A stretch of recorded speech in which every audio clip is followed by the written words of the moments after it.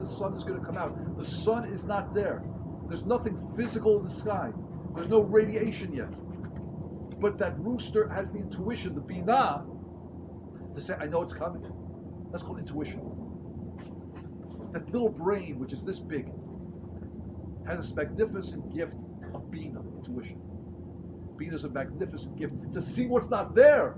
By the way, women excel in this more than men. And that's why the Gemara says one's supposed to listen to one's wife about the character of a guest. You bring somebody home, and you say, looks like a great guy, and she says, I don't trust him. You say, why not? Something is bothering me. You're supposed to listen to him. Because that's intuition. It's a very important type of wisdom. The rooster possesses that. So you know why we make a blessing over that rooster every morning? First blessing?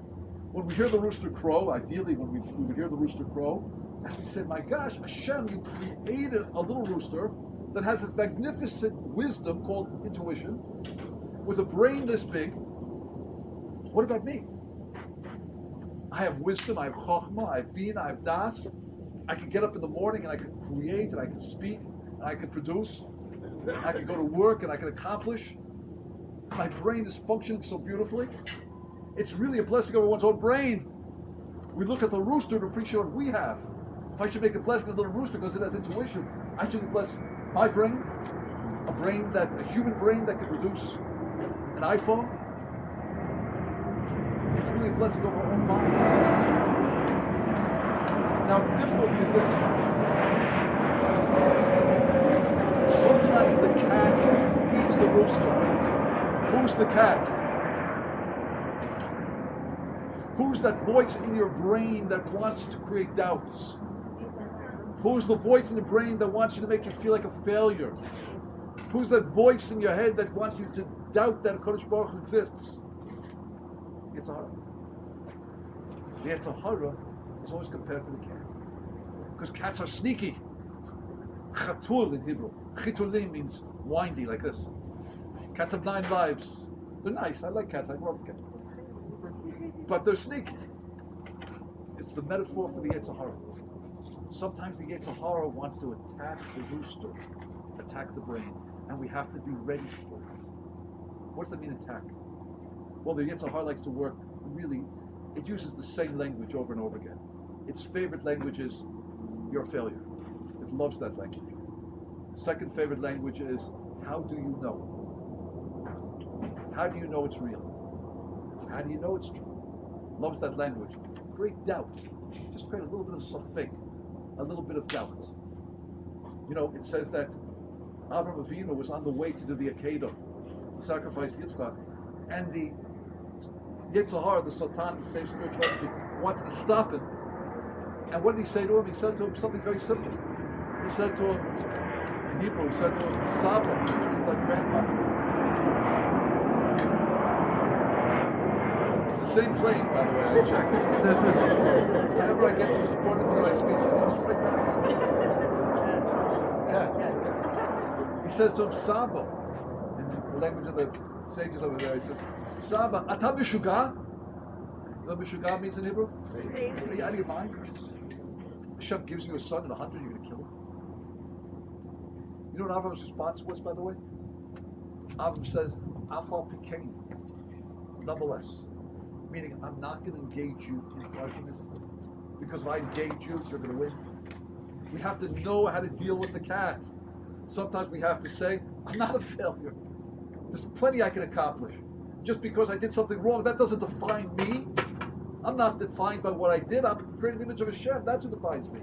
So I did something wrong. Okay. I'm not perfect. I have free choice. Big free choice means we'll make mistakes. We have to know how to respond. Or sometimes we have to say, I'm just not talking to you. You know, for example, you want to get up early in the morning. You know, we have this, every morning we have the struggle. The voice that says inside our head, maybe you should sleep 10 more minutes. If you try to argue with that voice, it's very hard to win. You'll feel better, you won't get sick, you'll be nice with your wife, nice with your husband. This is what I talk about marriage, folks. It's hard. So he said like this, so understand that the cat is always working against the rooster. The Yetzer Hara is always working against the mind, And we have to prepare ourselves to say that even when things happen in our lives that we don't understand, Hashem, I'm fortified. I know that everything you do is love, and I'm going to be ready for it. I'm going to work on these ideas beforehand to say, Hashem, everything is for the best. Everything is you. Everything is good. And therefore, when something happens, the cat's not going to come along and just wipe us out and cause us to be depressed and discouraged. We're prepared. Finally, sometimes the wind blows out the candle. What's that a metaphor for? That's a metaphor of the following. What? Beautiful. The wind means ruach. Ruach in Hebrew means wind. It's the same word in Hebrew as ruchniut, spirituality. It represents in this metaphor the idea of Hashem, the spirit of Hashem, so to speak. The candle represents the neshama, the soul. Sometimes Hashem blows out the candle. Why would Hashem blow out the candle? What does that mean? You know what it means? It means like this. You know, a person will come back from Israel, come back from yeshiva or seminary, and will say to me the following. They'll always say the following speech: Rabbi, when I was at seminary, when I was in yeshiva,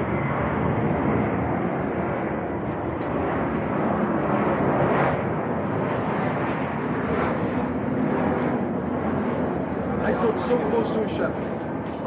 I felt so alive, so spiritually connected. I come back now and I feel dead. I feel empty. I feel like I'm in the dark. So you know what my answer is to that? I know they're going to say that. You know why? Because the way Hashem works with us in this world, first He comes close to us.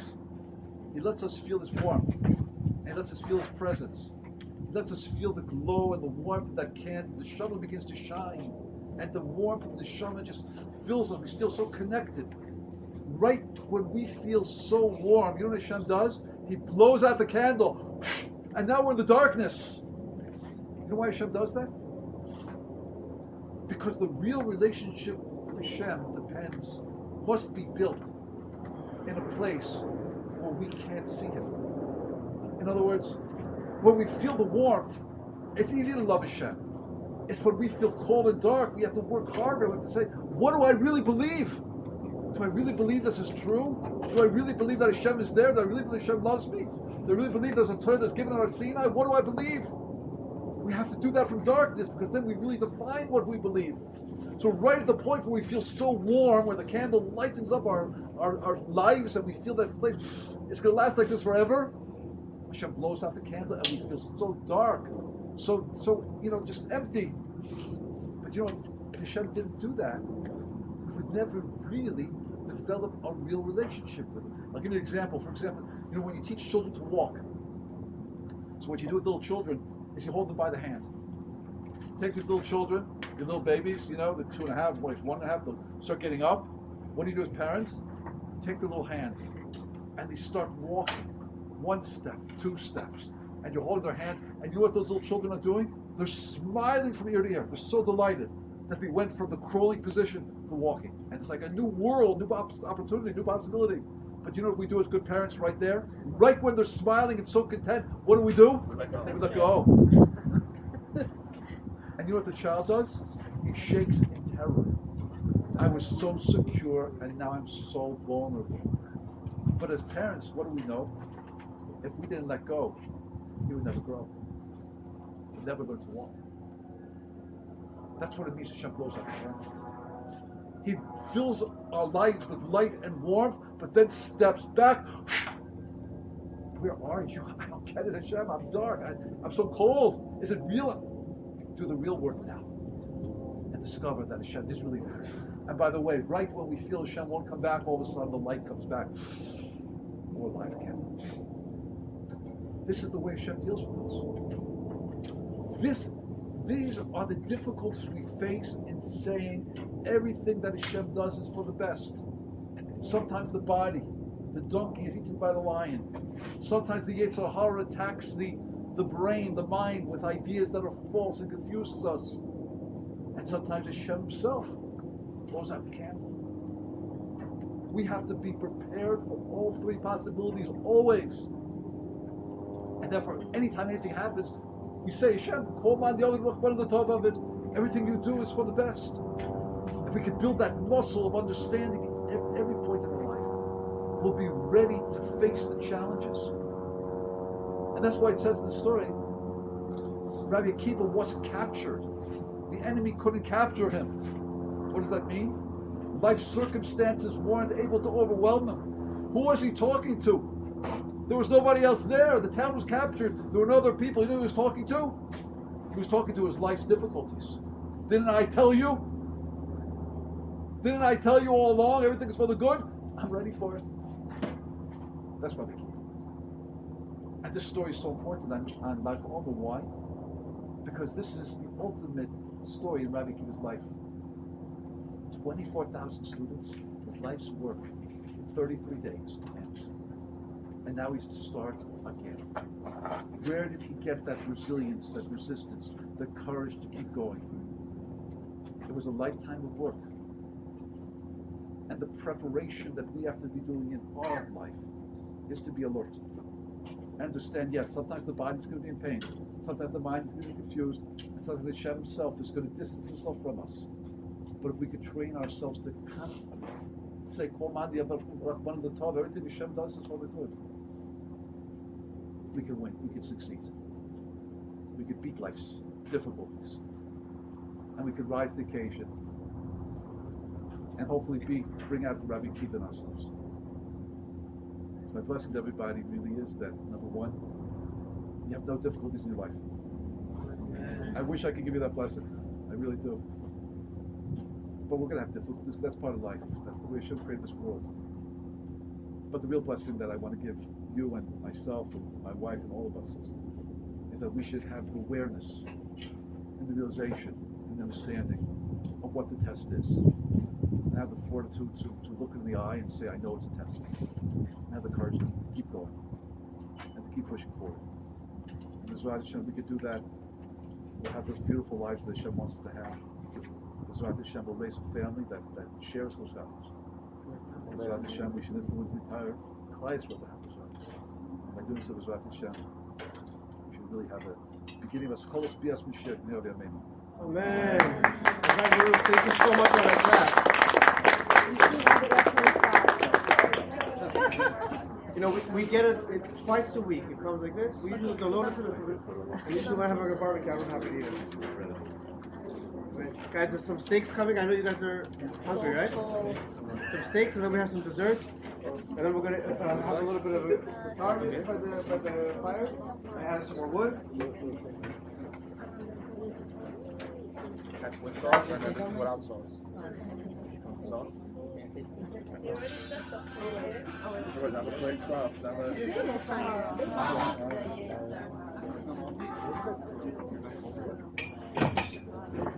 Nope. The beer between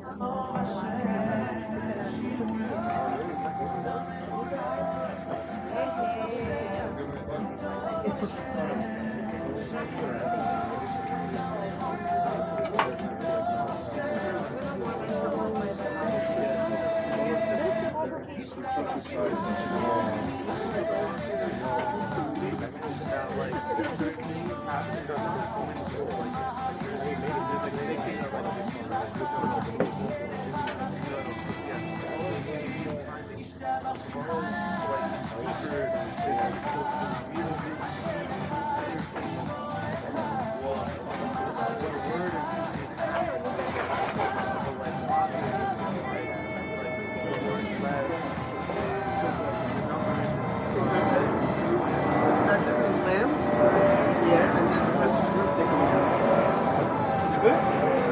Yeah? You're not